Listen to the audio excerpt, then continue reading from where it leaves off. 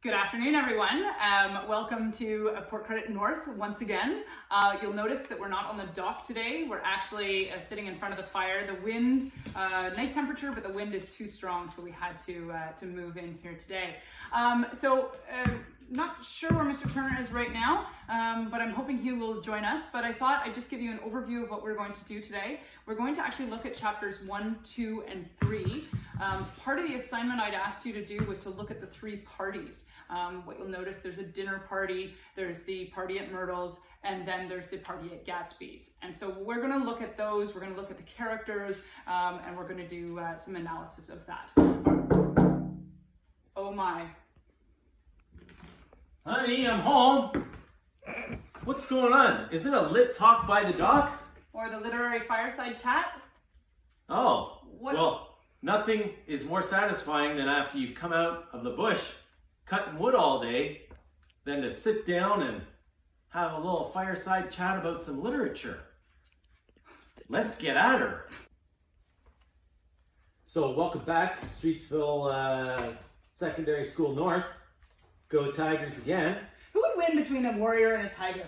Oh, the tiger kills a warrior. Oh, I don't know about that. Every time. I don't know. Every time. Not sure about that one.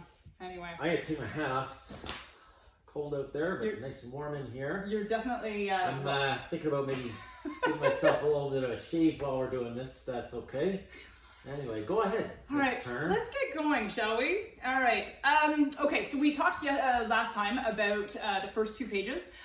We talked about Nick's reliability. I watched all of your videos, and a lot of you seem to suggest that he was reliable. And so I'm going to posit that maybe he's not, and hopefully that'll come up today as well.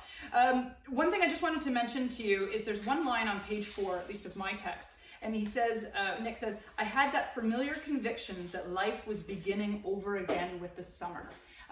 Remember we talked about that cyclical nature.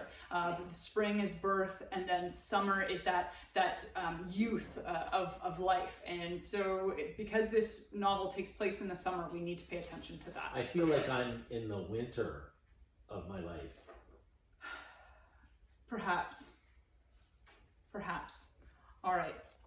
We start off in chapter 1 where we have a dinner party at Tom and Daisy Buchanan's. Nick is a distant cousin of Daisy's, and he went to college with Tom. They both went to Yale, and so he has been invited over across to East Egg with them, and then there's a fourth person who has joined them, who we learn is Jordan Baker. We'll talk a little bit about that. I wanted to focus first on Tom. There's a whole description of him and his wealth. He says his family were enormously wealthy. Even in college, his freedom with money was a matter for reproach. We are talking more money than we can possibly imagine. So when I hear this, right, the first thing I think about is the comedian Chris Rock used to do a piece, and it was talking about the difference between rich and wealthy. And what he used to say was that former superstar basketball player Shaquille O'Neal. Would they remember who Shaquille O'Neal is? I don't know. Shaquille O'Neal, he was rich. But the guy who signed his paycheck every week, he was wealthy. He owned the team. A wealth that even a rich superstar basketball player couldn't even dream of. Tom is like that. Right. Tom doesn't have to work. Tom's not going to work. He doesn't do anything. He buys polo ponies. Bet Tom doesn't have to cut down trees to keep his family warm. Tom does not have to cut down trees to keep his family warm. One of the things I want you to notice as well is the word restless or unrestfully. It comes throughout chapter 1. I think it's about 4 or 5 times that I notice. Tom is restless. And if you remember from the last lit talk from the doc, I mentioned about one of the common themes of modernist literature was that idea of impermanence, of change, of constantly moving, of nobody settling down. And that becomes important with Tom, that he says he's going to stay in the East, but we know he's not, right? They've moved from place to place to place. And so there's no permanence with him and Daisy. And I mean the polo, right? So we all have our little Ralph Lauren polo shirts with the little polo player on them. To to own a string of polo ponies, you're looking at probably between 5 and 10 horses, and you have to house all those ponies or horses, and you then also have to have the means to move them to the various places where you would play pool. Pool. Dyslexic. Pool, polo, sure, whatever.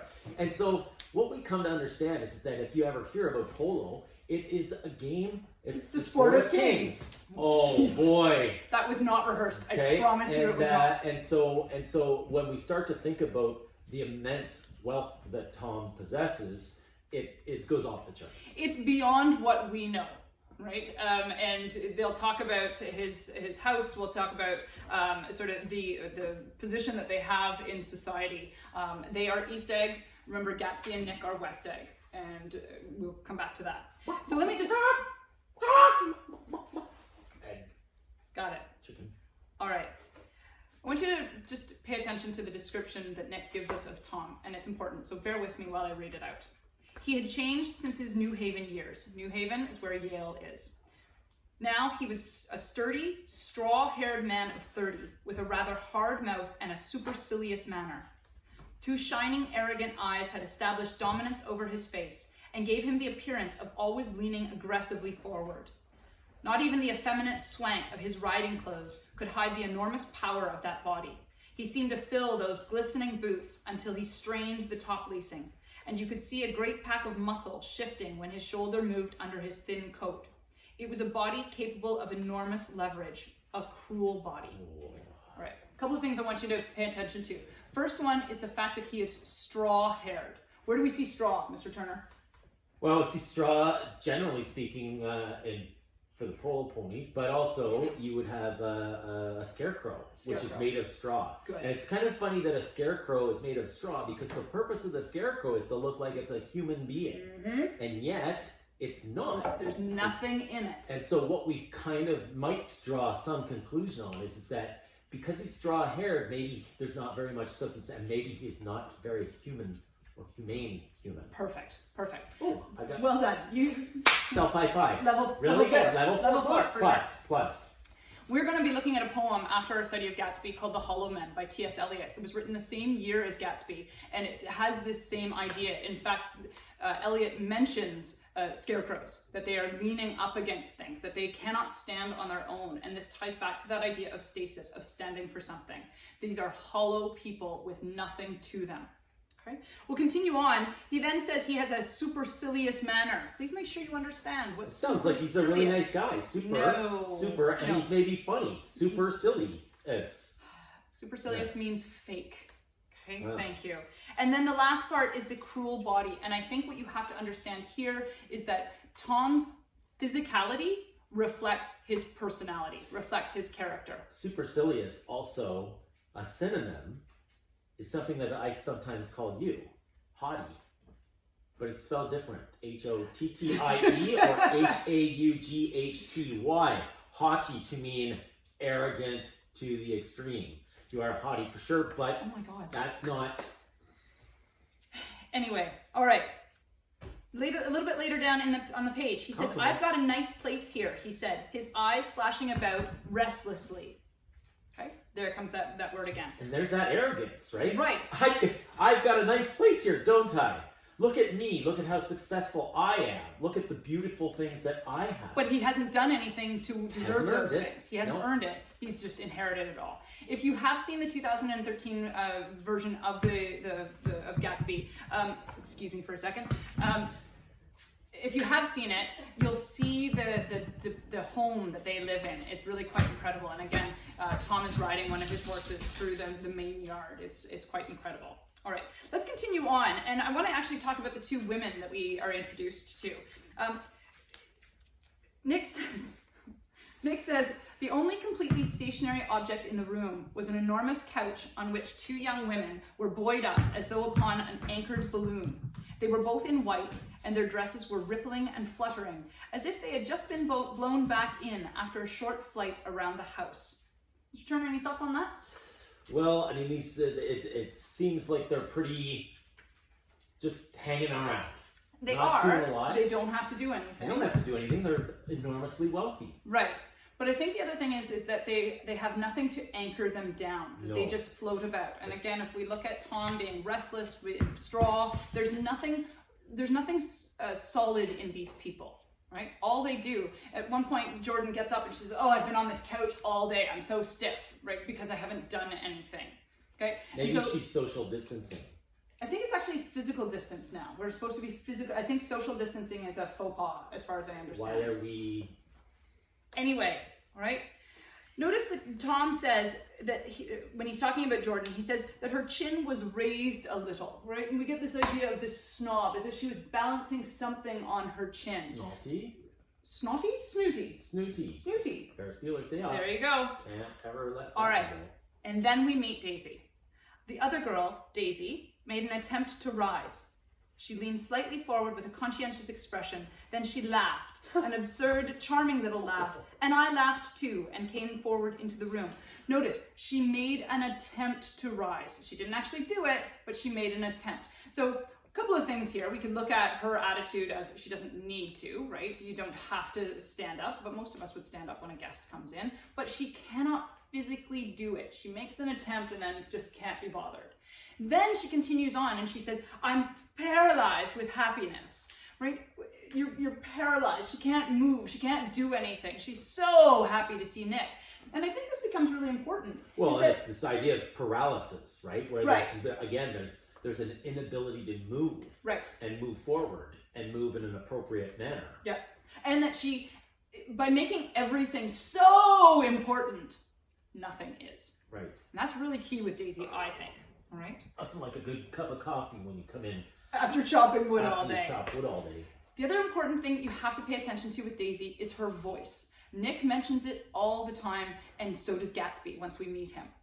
And Nick says, I looked back at my cousin, who began to ask me questions in her low, thrilling voice. It was the kind of voice that the ear follows up and down, as if each speech is an arrangement of notes that will never be played again. There was an excitement in her voice that men who had cared for her found difficult to forget. Hey now. Okay, so in literature, where have we seen voices that are important?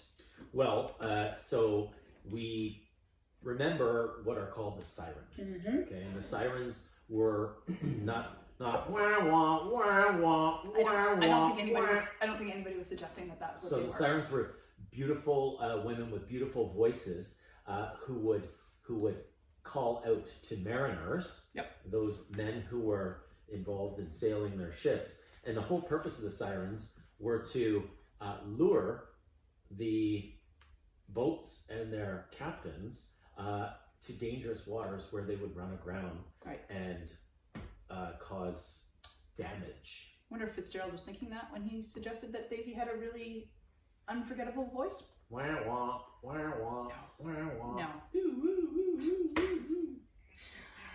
All right, again, on page 10, we got another Tom is bored with the conversation. He's restless. He wants to move around. He wants to do things, right? We have a description of Jordan. One of the things that is interesting about Jordan is that she's usually quite presented as androgynous, right? She is seen as, even her name could be seen as male or female. Nick describes her and he says, I looked at Miss Baker, wondering what it was she got done. I enjoyed looking at her. She was a slender, small-breasted girl with an erect carriage, which she accentuated by throwing her body backward at the shoulders like a young cadet. Her gray, sun-strained eyes looked back at me with polite, reciprocal curiosity out of a wan, charming, discontented face. It occurred to me now that I had seen her or a picture of her somewhere before. The reason I wanted to focus on that was, again, that androgynous nature.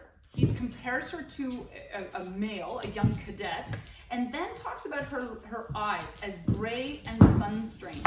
And what I took from that is that idea of lifelessness, right? Blinded by the sun. There's nothing there. Now, she's attractive, and he likes her, falls in love with her. We're not entirely sure what his affection is, but I think that's really interesting. What are you doing there, Mr. Turner? Oh. Nothing. Carry on. All right. I'm not. We have a mention of Gatsby, right? She says, you must know Gatsby. And of course, Daisy says, what Gatsby? What Gatsby? That becomes important, but we'll come back to that. I also want you to notice the vapid nature of Daisy when she says... Vapid? Vapid. Empty. Empty. Hollow. Right. Perfect. Do you always watch for the longest day of the year and then miss it? I always watch for the longest day of the year and then miss it. That's like me too, right? Is all I do is I wait for that longest day of the year and then it's gone. And I'm like, where did that day go? No, you don't, because you have to work for a living. Oh, right. You don't have time to wait for the longest day. Because Isn't the longest day of the year in the summer? No, it's June 22nd, so we're still in the still middle in of school. exams. Yes, exactly. But here's the important thing is, she's so rich, she doesn't have to think about anything but that.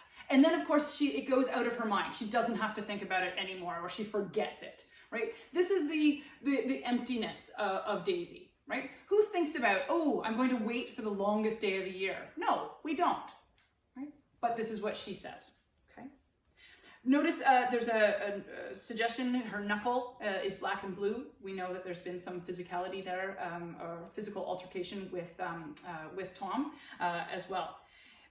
I want you to notice as well that Nick even addresses the fact that there's empty conversation, right? It's meaningless. The white dresses and their impersonal eyes and the absence of all desire. They're here. There's nothing to them. Nick is not impressed by them at all. And so again, we have this idea of East Egg, right? These people, Jordan, Tom, Daisy, all being that inherited old money. And then we have West Egg with the new money as well, right? We also come to realize... I'm getting tired of talking about these empty, meaningless people. Well, we have 182 pages to talk about these empty people. All right, last thing that I'm going to sort of mention on this one is, of course, Tom's racism. Right? Tom is a racist, hideous person. He says, have you read The Rise of the Colored Empires by this man, Goddard? There actually isn't a book like that. There was one that Fitzgerald has tweaked on, but there isn't one actually called this. And he says, well, it's a fine book and everybody ought to read it. The idea is if we don't look out, the white race will be utterly submerged. It's all scientific stuff. It's been proved. He's a bigot. Now, if you remember from the last talk, we talked about water. Remember we talked about the wake of Gatsby. We talked about the importance of water. Dust. The foul dust that followed behind him. I think this is interesting that Fitzgerald... It's amazing that I can just pull those facts out I don't even have a book in front of me like somebody. Oh, am I cheating because I have a book in front of me? No, you're fine. Thanks. Sorry to interrupt. Anyway, I think it's interesting that Fitzgerald uses the word submerged. Again, we associate that with drowning, with being pushed under. The other important thing is he's worried about it, but he doesn't do anything about it. All he says is, yeah, we should pay attention, but I'm not going to do anything. I'm not going to stand for anything. And he's furthering that bigoted attitude, and he's not even read the book for sure. Right. But he's just parroting this bigoted attitude as he moves forward, because he is a racist. That's right.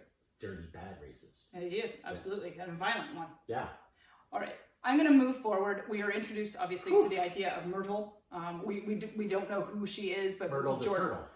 Not Myrtle the turtle. No. Jordan says, that he's got some woman in New York, and so we know that Tom's having an affair. This doesn't seem to be a shock. I love when Jordan says she might have the decency not to telephone him at dinner time, don't you think?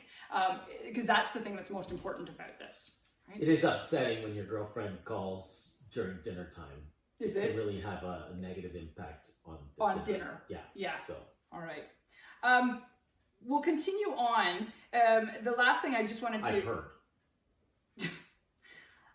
We understand Jordan's a golfer. Nick figures that out. She's also a golfer who cheats. It's well known. And of course, her money and her status in society gets her out of getting into any trouble. She moves her ball wherever she needs to. Yeah, and so it's this idea that the rules and the laws, just like today, seemingly, that the rules and the laws and the expectations on behavior don't apply to the privileged. Yeah, there's a great link. I know the grade 11s aren't doing King Lear, but there will be a great link to that in King Lear. Last thing I wanted to mention was in chapter 1 is We're still on chapter 1. I'm sorry, chapter 2 goes much more quickly. Anyway, Nick goes home and he sees this figure. And this figure is standing and he's going to approach him. And then he realizes that this figure is in his own little zone. He realizes it's Gatsby. And he's standing. He stretched out his arms toward the dark water in a curious way. And far as I was from him, I could have sworn he was trembling. Involuntarily, I glanced seaward and distinguished nothing except a single green light, minute and far away, that might have been the end of a dock. When I looked once more for Gatsby, he had vanished, and I was alone again in the unquiet darkness.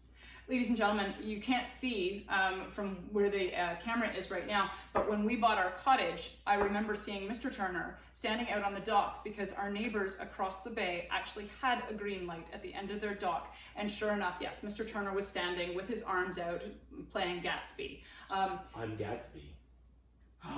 You're not rich. Oh, no. no. There's only one Gatsby. There's only one Gatsby, and that's Mr. Leo. Yeah, Exactly. okay, sorry. Excellent. That's not competition at all. Green light becomes very important. That idea of if we look at stoplights, we look at green, we say we can go for it, right? Forward we can achieve movement. that dream forward. Exactly. Go for it. Exactly. All right, Mr. Turner, do you want to talk us through a little bit of the Valley of Ashes? Any thoughts on that? Well, I mean, it's obviously that place between those two areas, right? And so it's a place of desolation, dirty, gross. It's where people of no value live. And what's our billboard? What's our So famous we have billboard? a huge billboard of Dr. TJ Ecclestone. It's Eckelberg. again Eckelberg, whatever. That was close. Eckelberg, right? I Oh, but you bring up these facts. I don't have my book handy. And he's an oculist, so that's somebody who takes care of your eyes and glasses and things like that. And so it's just a huge billboard of a pair of eyes. No face. No face, just the eyes staring down. Do we want to talk about what that's representing at this stage, or no? I think we can leave that. Okay. I think that idea of eyes watching, right, becomes very important. There's spectacles around the eyes. Spectacles around the eyes. Spectacles, so spectacular. Inspect, right? All of those specs, right, are to look at. Absolutely. Right? And who lives in the Valley of Ashes? So that's George Yes. and Myrtle, the Very good. turtle. And no, not a turtle. Not a turtle. Okay. And he owns a garage, and they're married, and they live above the garage. The garage being a place where they pump gas, but also fix cars. Right. Yeah. Not doing very well. We know that this is Tom's girl. This is Tom's woman. And I want you to just notice, I'm going to read two descriptions. One is the description of George Wilson, and then one is the description of Myrtle. And George's description is, he was a blonde, spiritless man, anemic and faintly handsome. When he saw us, a damp gleam of hope sprang into his light blue eyes. So again, there's nothing to him. He's covered in dust. It's always described that he's got nothing to him. Dirty. If he's anemic, Beaten down. Anemic means he has low blood iron, and Right. so he looks sickly. He doesn't look like he has energy. don't be such an anemic, Bernard. Don't be such an anemic, Bernard. See, I don't even have Death of a Salesman in front of me, and I can remember that one. Yeah, awesome. All right. So Sorry. we've got George, very brief description, and then we've got Myrtle. Hey now. His voice faded off, and Tom glanced impatiently around the garage. Then I heard footsteps on the stairs, and in a moment, the thickish figure of a woman blocked out the light from the office door. She was in the middle 30s and faintly stout, but she carried her surplus flesh sensuously, as some women can. Her face, above a spotted dress of dark blue crepe de chine, contained no facet or gleam of beauty, but there was an immediate perceptible vitality about her, as if the nerves of her body were continually smoldering. Smolder! Jumanji. Do you always do that, or does it come naturally? It comes naturally. Anyway, all right. She smiled slowly and, walking through her husband as if he were a ghost, Oh boy. shook hands with Tom, looking him flush in the eye. Then she wet her lips and, without turning around, spoke to her husband in a soft, coarse voice. Right? So this woman is not described as beautiful. She's plump, she's larger, but there's a vitality to her that is so important. Yeah. That's okay, perfect.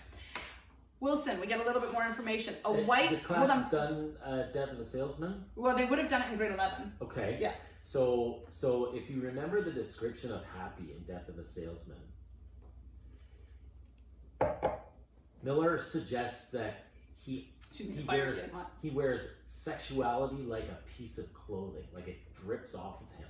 And we get this sense that with Myrtle, there is this very definite sexuality, sensuality associated with her, despite the fact that she's not overly attractive, right, according to, and that sensuality, sensuousness, sure, is seemingly something that Tom finds very attractive. Right, right. Vastly different from Daisy. That's correct. Right? Daisy's one thing and Myrtle is definitely the other. Isla Fisher plays Myrtle in the Great Gatsby movie. I think she's fabulous in that. All right, we go into New York and we go to the second party. And this is the party at Myrtle's apartment where we have the McKees, where we have Catherine. We really, there's not a lot that I wanted to actually focus on with this party, except for Myrtle. And the important thing is that she changes her clothes. So it says, so Nick tells us, he says, Mrs. Wilson had changed her costume some time before and was now attired in an elaborate afternoon dress of cream-colored chiffon, which gave out a continual rustle as she swept about the room. With the influence of the dress, her personality had also undergone a change. The intense vitality that had been so remarkable in the garage was converted into impressive hauteur.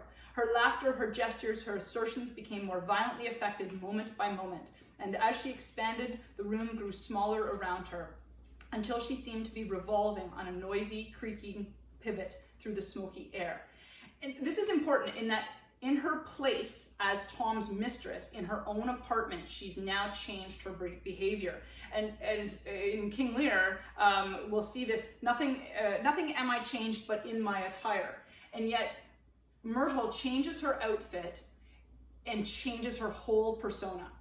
And the important thing for me is that it's cream colored. Why might cream colored be important, Mr. Turner? This is something I focus on a lot with this. Colors are very important, especially in this text. And so when we look at white, we look at purity. Who wears white though? And innocence. Who wears white? Daisy wears white. Right. Okay. And so we get this sense of purity and of no, not, but that's how she's maintained.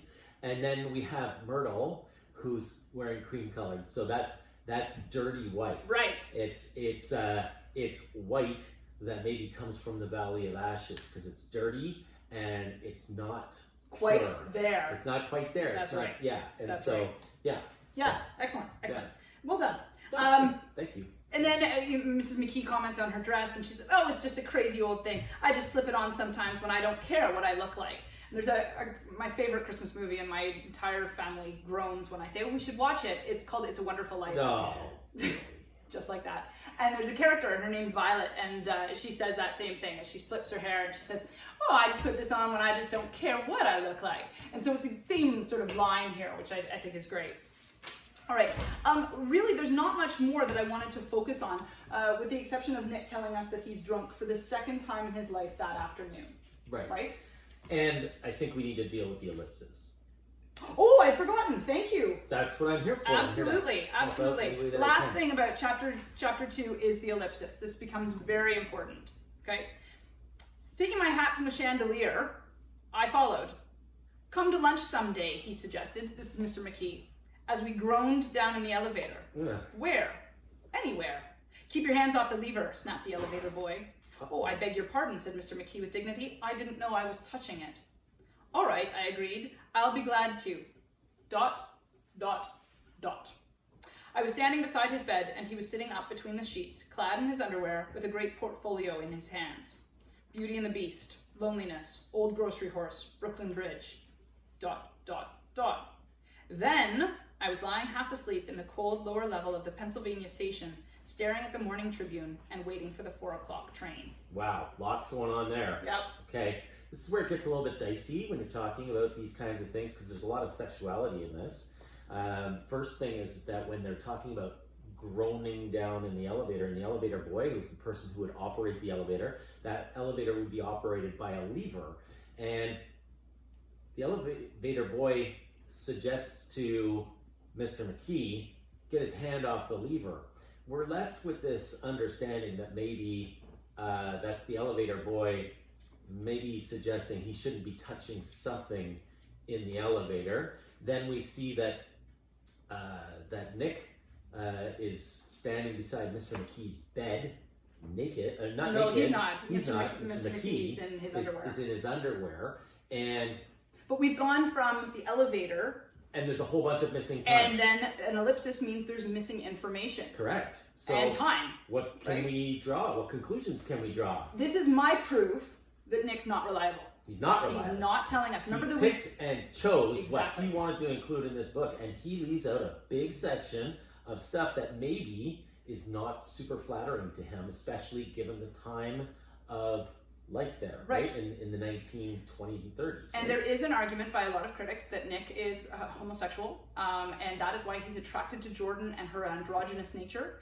and that he actually falls in love with Gatsby. I don't have an opinion one way or the other, and I don't think it really matters. I think that it adds to his character, but the reason that I focus on this, and I'm assuming that you do as well, is that he's not reliable. Right. Regardless of his sexuality, there's an unreliability there. That becomes very important. he couches it by suggesting that he was drunk. Right. And so even though we're left to maybe understand what took place, he certainly is couching it even still further by suggesting that he's got an explanation for his behavior because he was drunk. Okay, I know we had said we would do chapters 1, 2, and 3. I'm exhausted. I know, you've been chopping wood all day and Listening then to coming you back. can be... Oh, I was chopping wood all day today. Let's go with that, Yeah. shall we? All right, so ladies and gentlemen, what we'll do is we'll post this when you'll see it. It'll have been posted, and then we'll do a quick, quick video on chapter 3. Chapter 3 is where we meet Gatsby, so we need to be able to. We've already established you're not Gatsby. Anyway, so thank you again for listening, and as I said, we'll post one on chapter 3.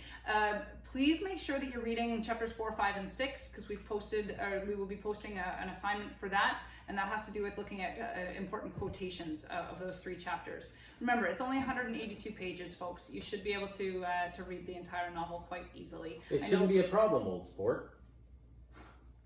Absolutely, old sport. All right. Thanks very much, guys. Take care.